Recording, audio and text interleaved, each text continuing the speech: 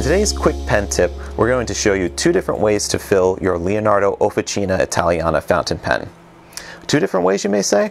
Well, it has a cartridge converter system, but you could use it two different methods. You could unscrew the front section from the barrel like you would a normal cartridge converter and operate the converter as thus.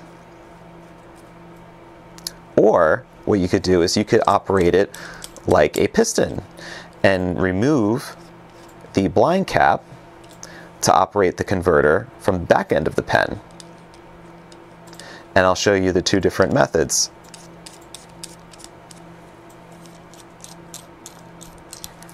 So your normal method, you would have the converter, the piston here would be all the way at the front part of the pen. We'd set it in the bottle of ink, and then you would twist clockwise. I'm getting air in my first try here, but let's just go down again. There we go. Now we are pulling ink.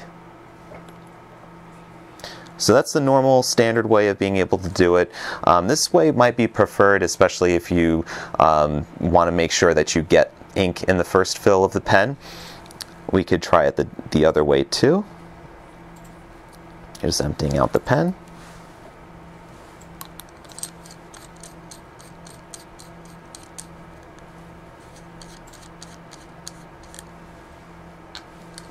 So now, knowing I already put the converter all the way, the position forward towards this front section here, I'm just going to turn clockwise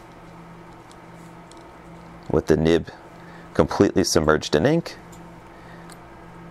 And then to kind of tell that I did fill it up, I'm just twisting it in the counterclockwise direction, and seeing that I've got a few drips of ink there means I've got a nice fill of ink that's in the pen.